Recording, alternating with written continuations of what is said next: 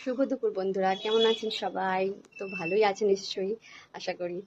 তো আমিও ভালো আছি। তো আপনার সাথে একটা জিনিস শেয়ার করছি, যাদের নতুন নতুন বেবি হয়েছে, নিউবর্ন মা যারা হয়েছে, তাদেরকে খুবই কষ্ট, ব্রেস্ট ফিড করতে হয়, সারা রাত জাগতে হয়। অ্যান্ড বেবি মানুষ করা তো সহজ ব্যাপার না। হ্যাঁ, আগেকার দিনে মানুষরা বলতো যে আমি অনেক বাচ্চা মানুষ করেছি, এই করেছি, কিন্তু এখনকার হচ্ছে 2025। আগেকার দিনটা আলাদা ছিল, আগেকার সব কিছু টেকনিক্যাল আলাদা, এখনকার টেকনিক্যাল আলাদা যুগ। তো সেই হিসাবে মাদেরকে আগাতে হচ্ছে।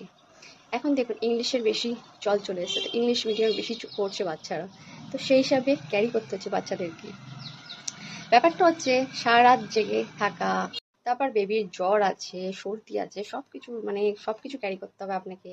একটা মাকে সব কিছু সব সময় দেখতে হয়, তার বাচ্চা হাইজেনিক, কোন জিনিসের তার সেফটি রাখতে হবে, কোন জিনিসে তার বিষাক্ত জিনিস আছে, তার হাত বারবার পরিষ্কার করতে হয়, সব কিছু ক্যারি করতে একটা মাকেই করতে হয়। তো খুবই ডিফিকাল্ট এটা। আর সিজার, যাদের সিজারে হয় তারাই জানে যে কতটা কষ্ট তাদের ভোগ করতে হয়, তাদেরকে অত ইজি না। সিজারে যে বলে সিজার হয়েছে ব্যথা নেই, তাদের প্রচণ্ড ব্যথা হয়, 3টে দিন তাদের শুয়ে থাকতে হয়। নট ইজি এটা মা হওয়া।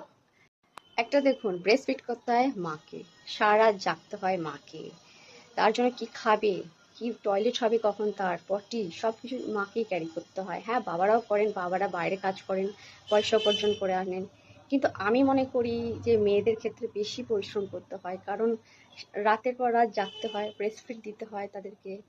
বাচ্চা কখন ঘুমাবে তার ঠিক থাকে না, আপনি টয়লেট করতে যেতে পারবেন না, মানে বাচ্চা যতক্ষণ না ঘুমাবে পটি চেপে রাখতে হবে, টয়লেট চেপে রাখতে হবে আপনাকে। তো ভেরি ভেরি ডিফিকাল্ট একটা মাদের ক্ষেত্রে। নতুন নতুন যারা মা হয়েছে, অল টাইম বাচ্চাকে নিয়ে বসে থাকতে হবে, ক্যারি করতে হবে, সারা রাত কাঁদবে, ঘুমের তো ভুলেই যান ঘুম আপনি। তো আমি এটা মনে করি, আপনারা কি মনে করেন, কি আমি ঠিক বলছি না ভুল বলছি? কমেন্টে বলবেন। শুরু থাকুন, ভালো থাকুন, বাই বাই।